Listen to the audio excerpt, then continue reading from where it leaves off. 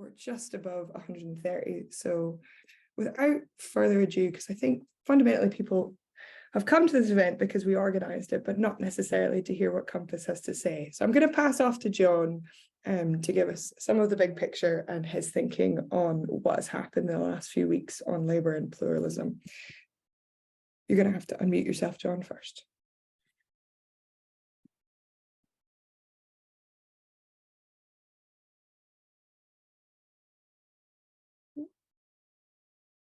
Oh, wait a second. Should be able to unmute yourself now. There you go. Thanks, Lena, and thanks for inviting me to say a few words this evening. To me, the question of pluralism within Labour is absolutely fundamental.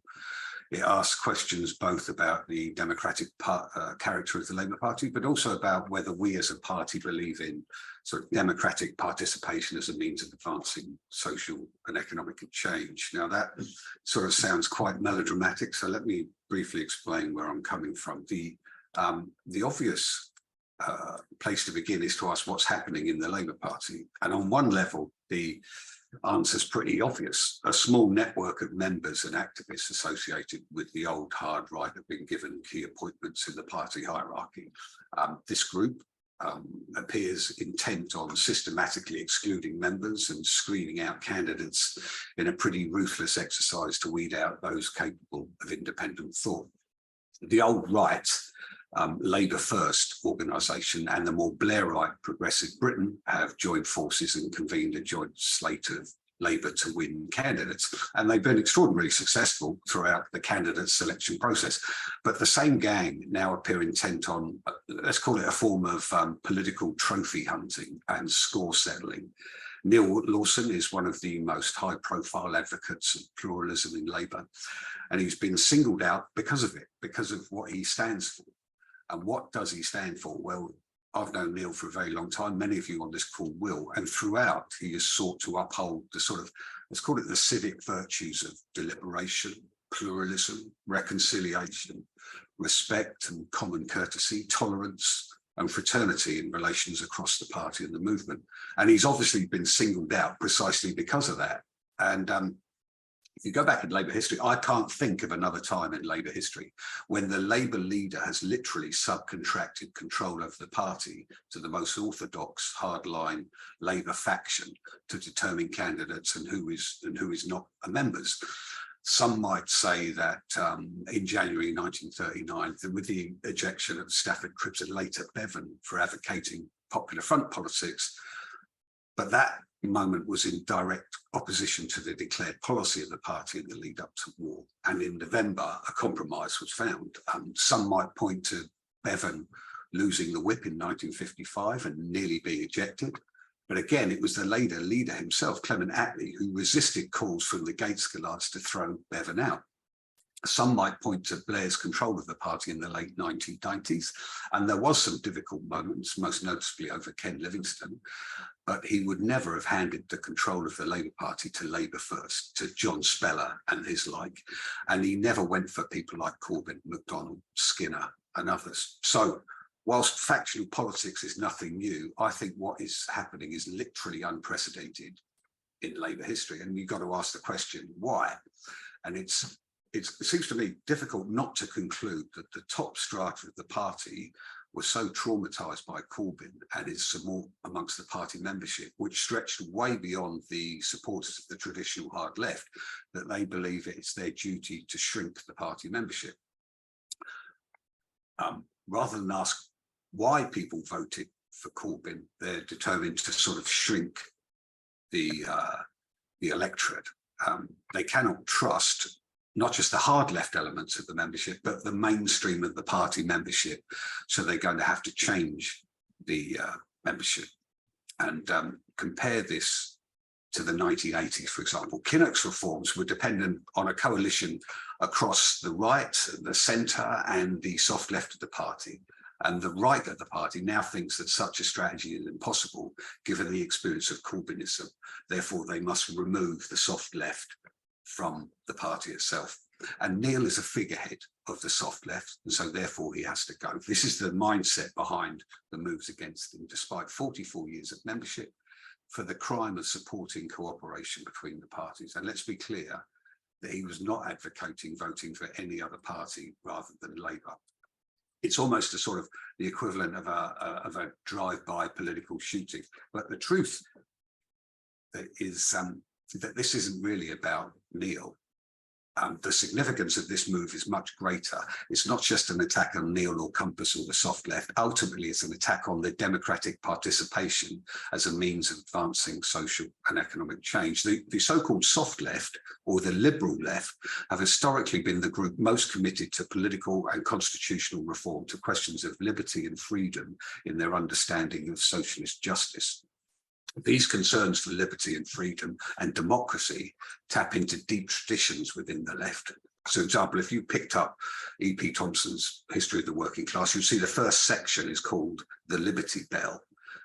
You think of the Diggers, St George's Hill, the first communist experiments of Gerard Winstanley.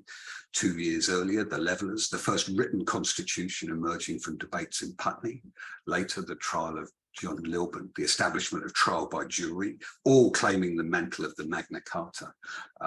Think of Tom Paine, the experience of Chartism. Think of the history of liberty, or what used to be known as the NCCL. It was set up in 1932 to protect the rights and freedoms of hunger marchers.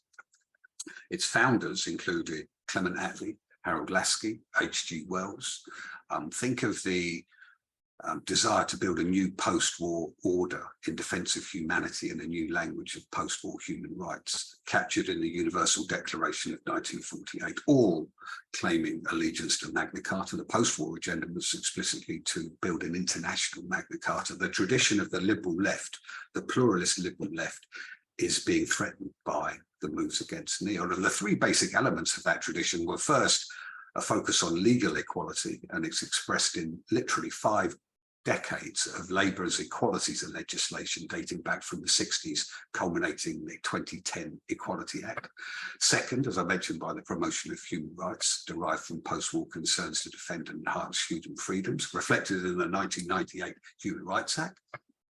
And third, on questions of constitutional electoral reform to challenge the power of the state in the name of liberty and advanced citizenship. And initiatives you can point to include House of Lords reform, devolution, freedom of information, all under the Blair government, and they all part of that long tradition of socialist justice. Now, the basic point is the pluralist liberal tradition has a rich history within the Labour Party. Think of the pioneering social reforms in the 60s under the guidance of Roy Jenkins. In the 70s and 80s, you can think of campaigners like Tony Benn referencing the contribution of the Diggers, Levellers, Chartists, were making the case for modern democratic and constitutional renewal. In the 80s and 90s, you can think of Charter 88, attracting widespread support across the liberal, social democratic and socialist left. Above all, actually, you can think of the embrace of human rights and constitutional reform by John Smith when Labour leader. Later, Gordon Brown, in the first week that he became Prime Minister in July 2007, he was arguing for a written constitution. So my point is, what we're witnessing is not just an attack on Neal or Compass or the so-called soft left.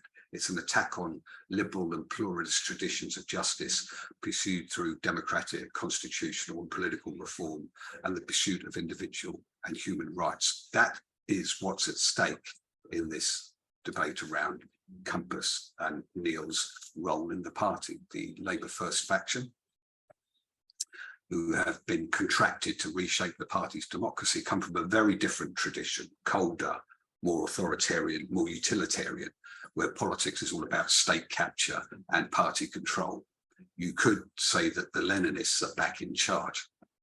Historically, within Labour, different political traditions have always coexisted around the party. Every Labour leader has accepted this sort of cohabitation of different traditions. And the really interesting thing to me is how New Labour, or Blairism, has been truncated and lost its liberal character. The enduring features of Labour's first term in government from 1997, Good Friday Agreement, devolution, new legal rights to equality, Human Rights Act, freedom of information, was the hallmark of that administration was its liberal plural quality and focus on constitutional reform. Now, many see Starmerism as a New Labour restoration project. I don't personally, because New Labour had a liberal quality which is under threat in the modern party. So for me, the debate about Neal Lawson, Compass, it is about a defence and upholding of liberal pluralist traditions within Labour. Neal Lawson is threatened, but something more significant is at stake: our capacity to democratically challenge the existing social and economic order through our involvement in the Labour Party, through upholding a tradition of liberal pluralist justice within Labour. I don't think the stakes could be higher. So thanks for allowing me, Lena, to say a few words this evening. Thanks, John. I'm going to bring in Ruth next. Yep, you're unmuted. Okay. Thanks. I mean, that's a very sobering assessment, John, and I think it makes us all stop and think. I must apologise. I may have to rush off to vote at some point, so I'm kind of coming earlier than it was originally planned. But I happened, as I was preparing, thinking about what I was going to say this evening, I happened to notice a recent piece by Andrew Marr headed "Culture is Everything, and if Labour is to win us over, it needs to rediscover its own." And in the piece, he emphasised the importance of political culture and observed today Labour is coming across as dried out, bureaucratic, control freaky, and weirdly passionless. I then took another look at the Ford report, to which I contributed, which had at its heart the importance of political culture. And I found the original title of Martin Ford's foreword, which was "The Challenge for the Soul of the Labour Party," which actually is really what John has been talking about. Is it still a broad church? Which seems very apposite today. The report itself argued that both Lotto, the leader of the opposition's office, and Party HQ have to recognise that the party has to be a broad church and that there are different ideological and policy positions legitimately contained within it. And given its relevance, I thought I'd see what might be helpful in the Ford report for our discussion this evening, because we're trying to look forward as well as at the current situation, which John has spelled out so brilliantly. The broad church metaphor may be something of a cliche, but it does still have meaning. And the Ford panel found that most of those who gave evidence still subscribed to it, even if their behaviour didn't necessarily reflect it. And the acceptance of the legitimacy of different ideological and policy positions can, of course, mean conflict, because each will want their own to win out in determining the direction the party takes. So to take a topical example, I'm furious at Keir Starmer's statement that we will retain the 2-child limit on benefits, which reflects dominant thinking about social security and public spending in the leadership at present. But I have to accept their right to argue this, even though I believe the 2-child limit is morally wrong. The suppression of, in particular, the so-called hard left simply narrows the church so that it becomes unwelcoming to any who don't fit the dominant ideological mould. The culture of pluralism requires even more. That is, the broad church with open doors and windows to progressives in other political parties. We need to be what Sue called in her wonderful book, an open tribe. Now, although Ford's focus was primarily anti-Semitism and other forms of racism and discriminatory behaviour, we also saw as key to our inquiry the culture of the party more generally. What has happened to Neal seems to me symptomatic of an intolerant monoculture that is closed, rigid, and brittle. Whereas what we need is a culture that is open and flexible, in recognition of the fact that no one faction or political party can hold a monopoly of wisdom. In his foreword, Martin quoted clause 4 of the party rule book, which states that Labour's aims and values want to create a community where we live together freely in a spirit of tolerance, of solidarity, tolerance, and respect. And then he observed that it's clear that these aims and values are not being fully respected and lived out. Perhaps those who hold power in the party need reminding of that clause. We made a number of recommendations for cultural growth in the party, very much influenced by a round table that Sue participated in. And I'd suggest they offer part of the pathway towards a culture of pluralism underpinned by a culture of decency, as one witness to Ford described it.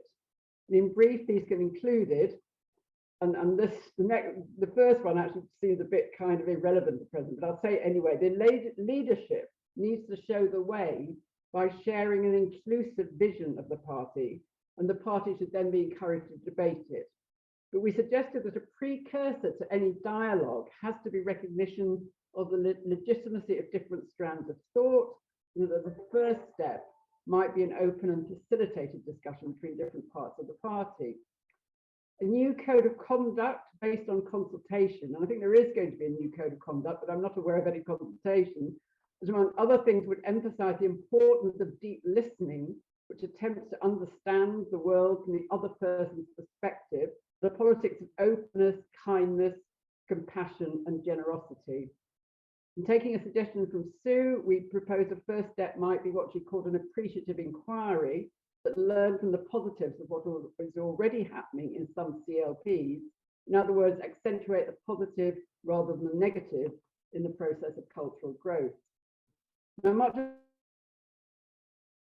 of education aimed at encouraging, among other things, deep listening and reflection skills to engage fully with those with different ideas and viewpoints, and more inclusive meeting formats that get away from the polarized thinking that is all too typical of our meetings.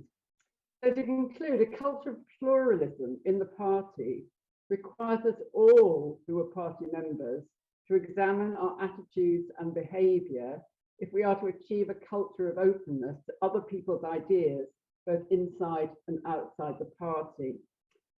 But Ford's recommendations were predicated on the assumption that the leadership would be sympathetic to such an approach, given that we were encouraged by the leadership to focus on the party's culture. In a number of places, we emphasise the importance of the leadership showing the way. It's much harder to build change from the bottom up, in effect, in opposition to the leadership when it comes to pluralism. Because if the leadership is suppressing one wing of the party and cannot countenance cooperation with other parties, either through progressive alliances and ultimately PR, it makes the task of embracing pluralism in the party as a whole very difficult. So I'm sorry to end on a rather pessimistic note, but in many ways, the task feels much harder today than even when we wrote the Ford report. And that said, I, for one, am so thankful that Compass is still trying to show the way and will not allow Neal's possible expulsion stopping us from working for what we believe in. Thanks, Ruth. Thank you for joining us despite having to go and vote back in the House of Lords. All right, I'm going to pass over to Sue next. Okay, am I unmuted? Good. Yep. So I know less about the ins and outs of the way the party machinery has been working. I'm a party member, but I'm a humble ward member in a rural constituency. So I wanted to talk a bit more about the danger of a belief that a short-term close down of dialogue and pluralism in order to win against a nasty enemy will do anything except harm both our electoral prospects and our capacity to govern well. And I started off by, politicians are not the thinkers or even the imaginers of possible futures. They tend to work not through ideas, but through projects, sometimes short-term projects like get elected, sometimes longer-term projects like stop some bad stuff. but the ideas come from the social, cultural and economic movements from which politicians emerge and to which they are attached. And from that wider group of academics and visionaries and writers and communities and civil society organisations within that wider movement. And part of Labour's real problem now is it's no longer attached or learning from a broader social movement. All the big shifts that have brought Labour to power in the past were preceded by years of work building a consensus about the need for change through wide, open and often difficult discussions. And that's missing now. The mistake in modern politics is to think of policies as some sort of retail offer where you keep them hidden and then there's some great reveal just before the election to tempt voters into a purchase.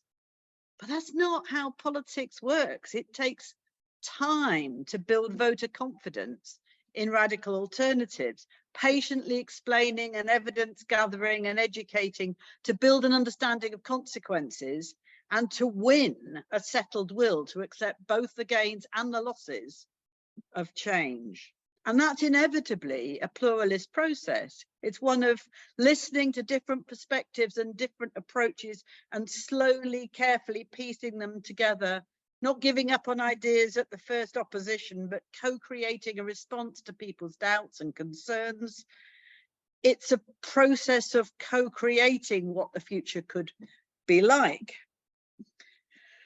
And if we need pluralism in order to win political power, my God, how much more do we need it to govern? God forbid that our shadow cabinet front benchers settle down into their ministerial chairs and start pulling levers from Westminster. Most of those levers in any case aren't attached to anything. And Westminster's far too far away from where things happen.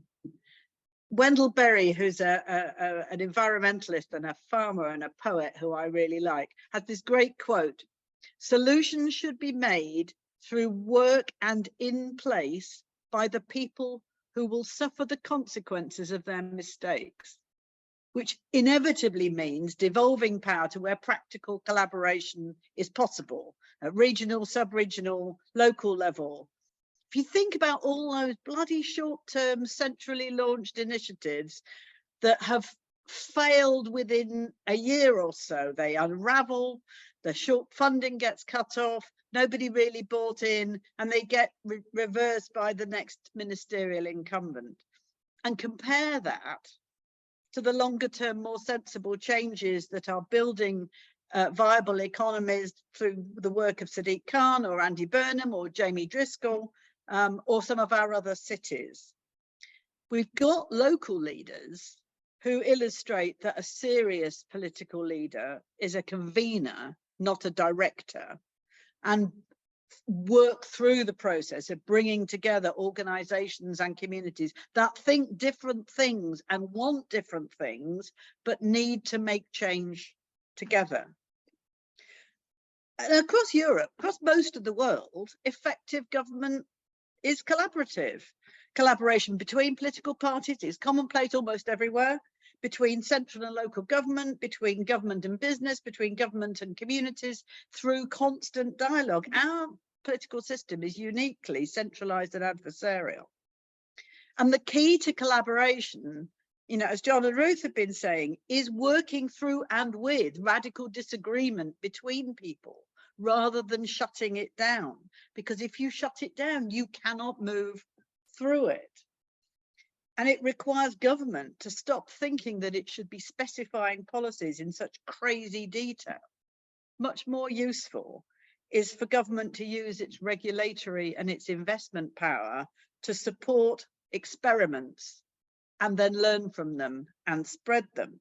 After all, the civil service drafting all these daft initiatives, they don't know what they're doing either most of the time. The knowledge is somewhere else. And unless a government is capable of seeking that out, it will fail.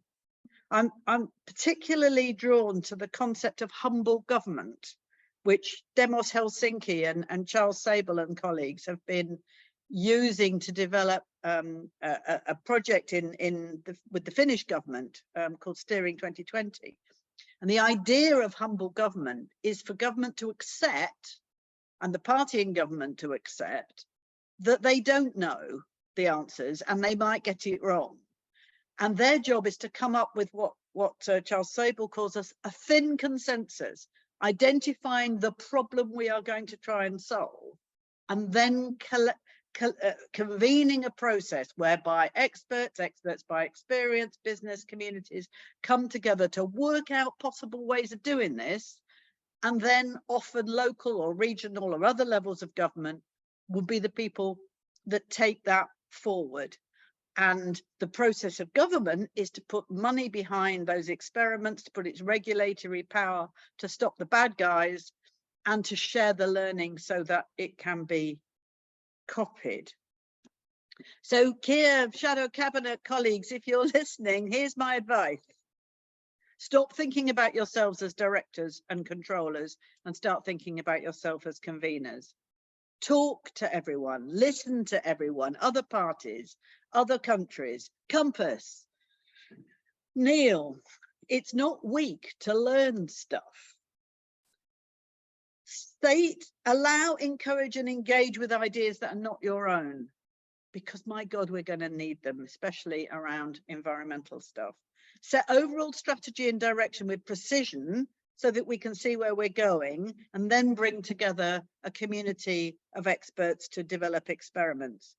Create standing shared decision-making spaces with the 4 nations, with local government, and energize, involve and engage people in understanding their role in making change. We have a climate catastrophe coming. We're all going to have to be involved in that. This is not any time for factions and cliques. Thank you. Thank you very much, Sue. I'm going to move straight to David now. Thank you very much, Lena. It's a real honor to be speaking alongside such distinguished panelists. Ruth has done really inspiring work linking academia to activism. Jon is, without a doubt, one of the most intellectually engaged members of the Parliamentary Labour Party. And Sue has long been a really important advocate of pluralist left-wing politics, as well as a founding editor of Renewal, on whose behalf I'm speaking here tonight. It's also particularly nice to be speaking alongside Tess Milligan of Open Labour. It was Open Labour, with Tess taking the lead, that successfully pushed for the introduction of the single transferable vote for elections to Labour's NEC. I think this is a really rare and important example of a successful pluralist reform within the structures of the Labour Party, and one that deserves to be acknowledged and celebrated. So I'm speaking here today as a contributing editor of Renewal, a journal of social democracy, but I'm also a PhD researcher in history. So I'm going to speak briefly with both of those hats on. Firstly, I want to say something about the historical importance of pluralism, and specifically intellectual pluralism within the Labour Party, as the basis for successful Labour government in this country. Secondly, I want to say something briefly about the role of Renewal in promoting pluralist culture within Labour.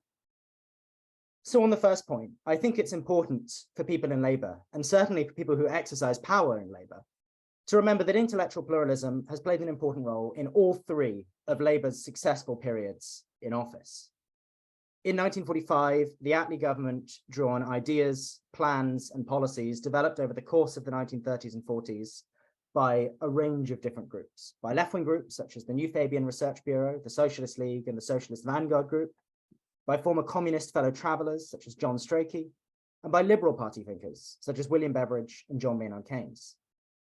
Indeed, much of what we would call the spirit of 1945 was incubated before the war by cross-party initiatives such as the Left Book Club or the Anti-Fascist Popular Front campaigns.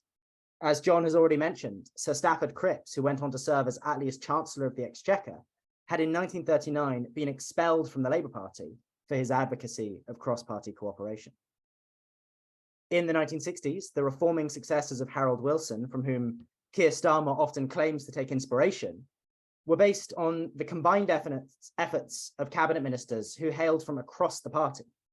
Figures from the Bevanite left, such as Barbara Castle and Jenny Lee, were responsible for the Equal Pay Act and the Open University, while ministers from the Gaitskellite right, such as Roy Jenkins and Anthony Crosland, were responsible for social liberalisation and the rapid expansion of comprehensive education.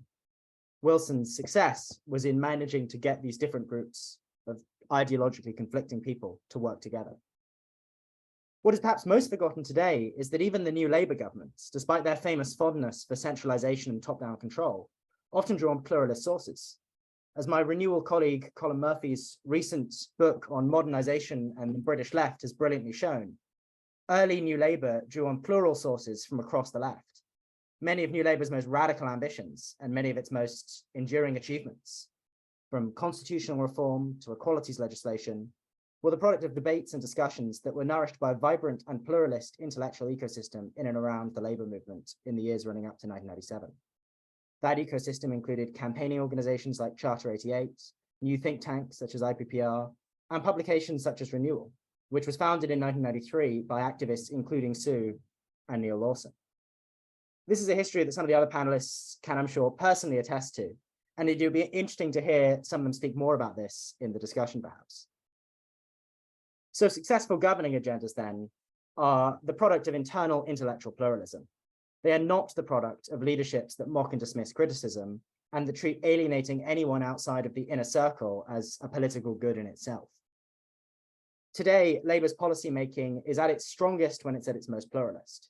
Look, for instance, at Angela Rayner's impressive proposed slate of labour market reforms, which draw on the work both of the previous leadership and of the TUC, or Ed Miliband's climate policies, which draw on new economic and environmental thinking from across the world, and in particular from Biden in the United States. And Labour's policymaking is at its weakest when it's at its most centralised and narrowly focused. Look, for instance, at what Ruth has already mentioned, the appalling suggestion that Labour will not reverse the two-child benefit cap in office. A proposal that, as well as being a bad proposal, has already backfired by sparking justified dissension from across the breadth of the party. So the key question today is how we can create a more pluralist party culture in the present. This is something which I think organisations like Compass or Open Labour can play a crucial role in by pushing for reforms within the party that make it easier for a diverse range of perspectives to be heard. As I said at the start, I think Open Labour's successful championing of single transferable vote in internal elections is a really great and actually quite important example of that. But I also think fostering pluralism means creating the space to look beyond faction and organisation to focus on ideas. And this is something that I think Renewal has historically played an important role in. As our recent former editors, George Morris, Emily Robinson, and Florence Sutcliffe-Braithwaite have emphasised in a recent article, by positioning itself as a consistent critical friend of Labour, and by engaging seriously with and helping to develop the ideas that emerge from Labour leaderships of different factions, whether Blair, Corbyn, or Starmer, Renewal has succeeded in maintaining a genuinely pluralist space within the party for discussion and debate. As Ed Miliband recently put it very complimentarily, Renewal has consistently sought to build coalitions within Labour rather than drive people apart. By focusing on ideas rather than personalities, it is able to bring to the surface agreement rather than division. And as the current editors of Renewal put it, pluralism means a culture that embraces listening as well as speaking and encourages genuine curiosity and interest in the contributions we can all make. Although possibly with apologies to the Tony Blair Institute's conference today, I'm not sure we necessarily need a culture that embraces listening to Henry Kissinger. So what can be done to create a pluralist Labour Party? I'm sure that Ruth, Sue, John, and Tess all have many more practical suggestions than I do. But my first answer would be subscribe to Renewal or get your institution to do so. Thank you. Thank you so much, David. I will stick a link in the chat for everybody to see, to subscribe to Renewal and make sure that we can get all of those publications you talked about in comments. All right, lastly, but definitely not least, passing to Tessa, and then we'll get some more questions from the Q&A. Again, if anybody needs a reminder, Q&A can be found in the bottom of your Zoom call. You can ask a question there. Hi, thanks for having me, and thanks David for highlighting some of the work that Open Labour has done to try to reform the party internally and make it more pluralist. I do think it's important for me to make myself clear before I say everything I'm about to say, so that I'm not misunderstood or misrepresented in terms of what I believe the plurality of the Labour Party to be. When I say the right of the Labour Party, I don't mean Tories and I don't mean Liberal Democrats. And when I say the left of the party, I don't mean the Socialist Workers' Party or the non-Labour left. And I'm sure anti-Semitism may be mentioned or something in the minds of some of the people watching. And I feel the need to say I am a Jewish member of the Labour Party. I was a member of the Jewish Labour movement. I have been for a very long time, and was fully supportive of the party upholding its legal obligations. And Open Labour's position on that has definitely drawn a lot of Jewish members to our membership, not least Sarah Sackman, who's our trade union liaison, who Labour Party members in Finchley and Golders Green chose to be their candidate for the general election. In terms of what happens when we don't embrace pluralism, I may upset virtually everyone by saying this, but we have been embroiled in some way by factionalism since the sort of latter end of Blair versus Brown. That spilled over into, by proxy, David versus Ed, and then of course under Corbyn. And what this division and factionalism has done is it has kept us out of power for 13 years. That is the reality of what happens when you don't embrace pluralism as a party. A divided house cannot stand, as my American friend told me today when I was talking to her about this. I think back to a few examples of where Labour has been forced to embrace plurality in some way in order to effectively govern. What sprang to mind first was the hung parliament in 2010 and Gordon Brown reaching out to other parties in the hopes of forming a rainbow coalition. If that had been successful, that would have massively broadened the plurality of a Labour-led government beyond the confines of the Labour Party, and would have involved, as Neal Lawson might say, some grown-up politics to be able to work with parties and people who you don't agree on everything with. And we can also go as far back as the Beveridge Report, which was written by a Liberal, that the Labour Party essentially swiped and said, we'll have that and we'll create a welfare state. We see how the Tories, in their way of making policy at the moment, are basically springing policies on their party, is leading to a totally incompetent government that comes up with policies that sound good in the office when they're discussing them, that fall apart on contact with reality and on contact with public, and not having ever considered questions which might come up. We saw this very recently with the policy to restrict so-called Mickey Mouse degrees. The Education Minister on Good Morning Britain couldn't define the criteria for this.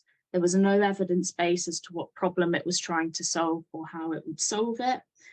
You see also recently the successful legal challenge to the legislation that tried to legalise bringing in agency workers to undermine strikes. Part of that legal challenge against Kwasi Kwarteng was that he had not listened to the public consultation about it. In order to effectively govern, you have to be able to listen to people within your own party, but crucially outside of it, and their views, and be able to take them into account when you're creating policy. You cannot get into bad habits in opposition that you will then struggle to break once you're in government. So in terms of what a Labour government may be able to deal with issues that arise and adapt to being in government after having been out of it for so long, is we need to start being able to adapt to being able to have normal dialogues and debates about things. The other panelists have already highlighted how Blair did this ahead of the 1997 election. And you had a manifesto that had immense buy-in from across the Labour Party and the trade unions, because they were part of that conversation.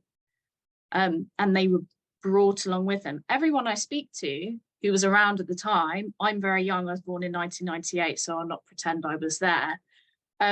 Everyone I speak to who was there from across the breadth of the party, including people on the left who went on to have enormous rows with Tony Blair, speak very, very fondly of that election and that manifesto and what Labour achieved with that manifesto. And Sue highlighted how Labour had spent years arguing for radical policies. You take the national minimum wage, that started in the unions with people like Rodney Bickerstaff, who had to campaign even amongst other unions that this was a good idea, and then had to campaign across the breadth of the party that this was a good idea. And then when it was passed at Labour Party conference in 1994, the Labour Party had 3 years to make difficult arguments for a policy it knew in its heart was the right thing to do.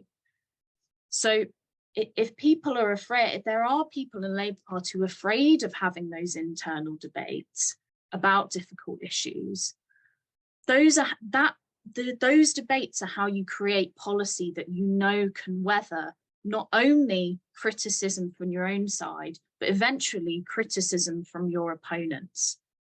And the Tories and parts of the media threw everything they could at the national minimum wage policy, but ultimately it won public confidence because the party had the courage to argue for it and brought the breadth of the party along with it. Questions that arise for me about how Labour adapts to government are, what happens when there are unions who strike, who are affiliated to the Labour Party when Labour is in government? What happens if some of those members of those trade unions, who may also be members of the Labour Party, tweet heavily critical things about a Labour government?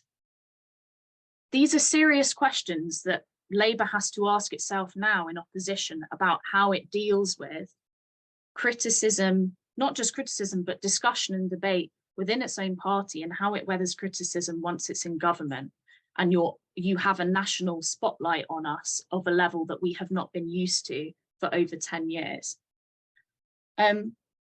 So going back to policy, I have to be honest, there are key elements of policy making in the party at the moment that are very, very opaque, that make it difficult to know how you engage with any debate.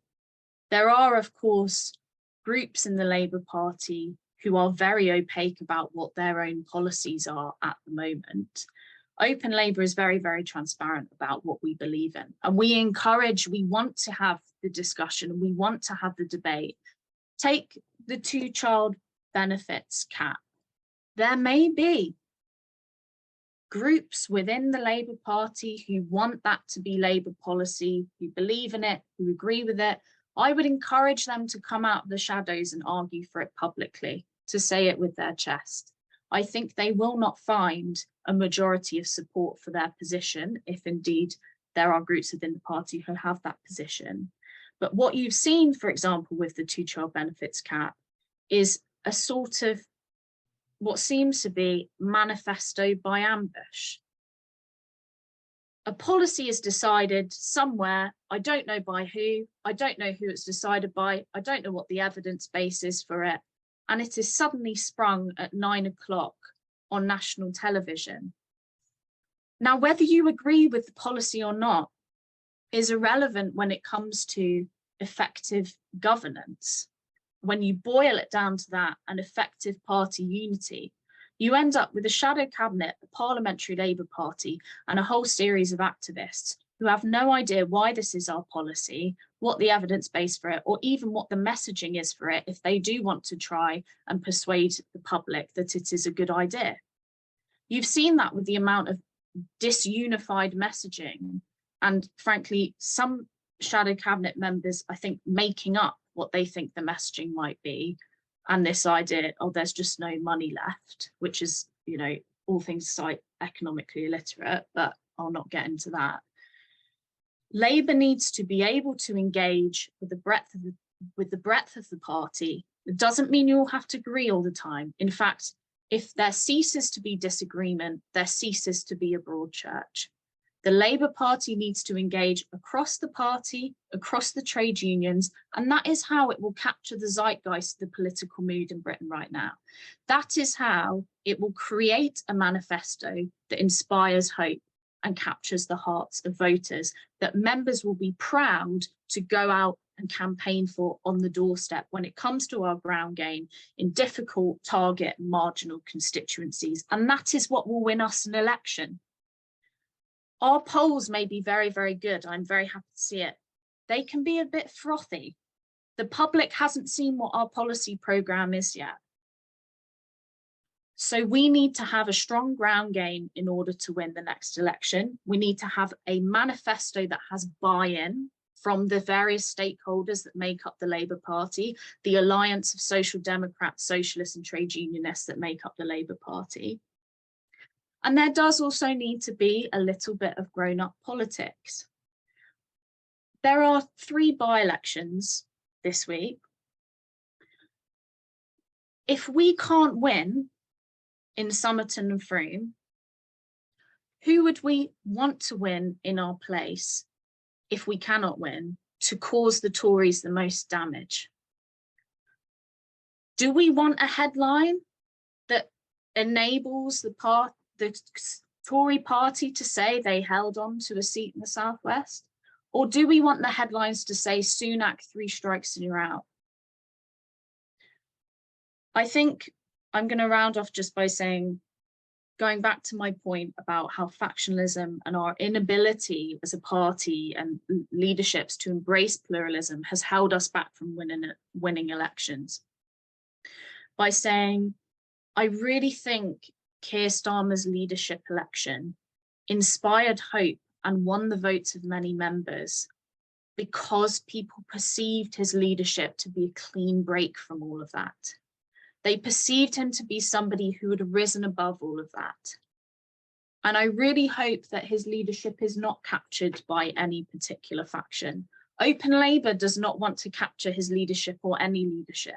We want to be part of a pluralist party that is able to have grown-up discussion and debate, that is able to produce policies together and win elections together, and then govern effectively and stay in power. That is the real goal here. That is the aspiration. And I really, really hope that we can get to that point. Thank you so much, Tessa, and thank you for joining us and for Open Labour for helping us put this event on. I'm going to go to questions, and I'm going to try as quick as I can to ask these. If we could keep our answers brief so we can get round 2 rounds of questions in before the end of the event. I'm going to try and combine some of these questions, so you might not recognise the exact wording if you asked it. There's a lot of people in the chat asking, from a position of weakness, what do pluralists and members do? We feel like we're under attack. What is it that members of the Labour Party, but also just soft left voters can do in this situation? And that's the whole panel.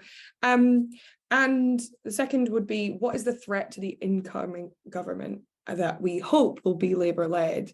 Does this lack of pluralism, what kind of major risk is that? And what kind of policies do you think will be sacrificed because of that lack of pluralism? Some people are just asking, what's the plan? Why is this happening? And so hopefully that question echoes some of that.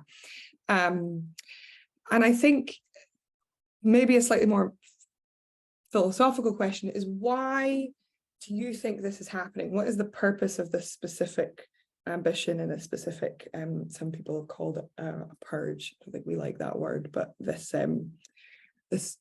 narrowing down, what is the purpose of it? What does it have? Any positives? Do you see those? If you could answer as quickly as you can you can choose from the 3 questions. If you'll answer all 3, that's your choice. Let's go in the order of the panel. So Jon up first.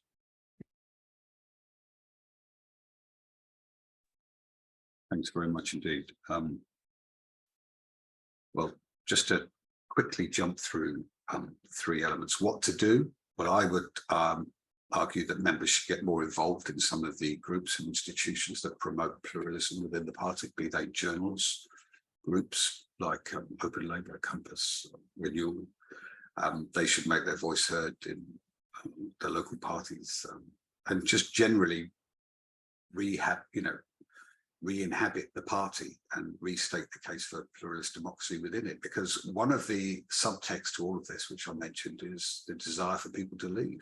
And if we close down that option, then and urge people to stay, then we have to give them something to fight for. And so we have to build the internal plural architecture of the party. In terms of government, I was there. I mean, Tessa was talking about the minimum wage. That was my job. And for the 2 years before we got elected, we drafted all the legislation. We went round and we talked to all the stakeholders. We built a plural democracy around the policy, just like other colleagues did around Sure Start, for example. And the two enduring policies, you could argue, are Sure Start and the minimum wage from that period of government, alongside a lot of the constitutional and liberal reforms of equalities legislation. So those which were more plural in their creation and crafting were also the ones that sustained them, which is echoed what Sue was talking about in terms of the experiences of Labour and government and successful Labour administrations, which all the other panelists were talking about. Because you have to have resources to draw on in government. And my fear is that we're closing down our capacity to draw on resources and pushing people away, rather than creating an inclusive culture which allows as many people to contribute and create the ideas bank and the memory and knowledge capable of creating policy that will endure and last. So all roads, closing down pluralism is limits the possibilities around a future Labour government, as well as creates a corrosive internal structure that weakens the Labour Party. And look, if you're this is going to be a very difficult Labour government to sustain, because of the numerous crises it faces. It doesn't have a decade of economic growth that we had that turbocharged the last Labour government. It's going to be a very, very different government in a zero-sum economic climate, and it needs to create a wide and deep coalition of support around it to sustain it in office. That's pretty self-evident, and it's a sort of political 101, politics 101 lesson, but the danger is we're going in precisely the different direction, and Neal is a signal of that failure to understand what will sustain a Labour government in office. Okay, thanks, John. I'm going to ask other panelists to jump in. Ruth? I mean, I agree with what John said about, what can pluralists do. If you're not already a member of Compass, and particularly of Compass Labour, then I would very much encourage you to be so. And I think, the sort of motto is not quite the right word, but the sort of the aspiration of Compass has always been to be the change you want to see in the world. And I think how we all behave is absolutely crucial. And if people see other people being open and pluralist, then it's more likely they will be. I think both Sue and Tessa, in a sense, have talked about the threat to an incoming government that isn't pluralist, not taking on board that kind of range of opinions that you can get from listening to a whole range of people, and the dangers of a sort of very brittle approach to policy making. Why is this happening? I mean, I think again, John really answered this in his opening remarks, but a kind of traumatization of following the Corbyn years, not trying to understand why actually Corbyn did come to power and was so popular, particularly with young people, and the mistaken belief that somehow taking control of the party in a very closed kind of way is the answer. Okay, Sue? I think John said the things that Labour Party members can do, and I agree, let's get involved. But the thing we can do is Compass can do something. And I think what Compass is planning to do is to try and build that broad church, the broad alliance of centre-left creative thinking that the party in government is going to need, whether it knows it or not, it's still worth making that space for a left of centre alternative to the shit that's going on now to be co-created. And if the party's not going to do it, Compass can do it. Thanks, Sue. David. So I think I'm really going to echo what the other panelists have said. I absolutely do think that the lack of a pluralist culture is going to be a problem for an incoming Labour government. I've written elsewhere saying that I think that there's a real risk that a Labour government that doesn't know what it wants to do is going to very quickly run out of steam and find itself the prisoner of events. But I suppose I think this is also the answer to the other question, the first question about what do we do now? I think that the idea that there's some way in which by some new combination of soft or hard left or whatever that I've seen some people are proposing, we could meaningfully force Starmer to change course on pluralism is a fantasy. But I do think that what we can do is that in spite of the leadership, we can still create these spaces and the cultures from which pluralism and from which new ideas can emerge. And if we believe, as I think we all do, that the lack of a pluralist culture will cause a problem for a Labour in government, then that will be the point at which those resources, those organizations, those institutions being there will come to play a really important role. If we can create something that a Labour government in trouble can turn to, then I think we can, prove the case for pluralism and hopefully provide ideas that can be of use. So I think that really it's not about trying to find some new way to win a factional war to achieve pluralism, but more to do pluralism in our own approaches and to create the things that could then be useful. When anti-pluralism runs out of steam, as it will, we need pluralism to be ready. Thank you, David. And to round us off, Tessa? Yeah, completely agree with David. I mean, Open Labour is a faction in the Labour Party, but what we are not interested in is a game of trying to control all the levers of power in the party. We want to be part of a dialogue and a discussion across the breadth of the party. And I think in terms of, I'd always say, join Open Labour if you're a pluralist in the Labour Party and you believe in anti-austerity and internationalism and, everything else that's on the About page on our website.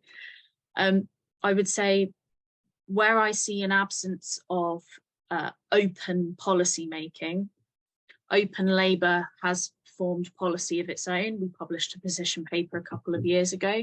Obviously, things change with the times and as the economic situation changes, but we like to think of ourselves as a hub of new thinking, of ambitious ideas, of having the courage to argue for difficult ideas. And as David says, democratic Leninist centralism will run out of steam, and eventually things will come back to people wanting to be part of a discussion and a dialogue and wanting to be part of a pluralist party, because people will get sick of losing elections.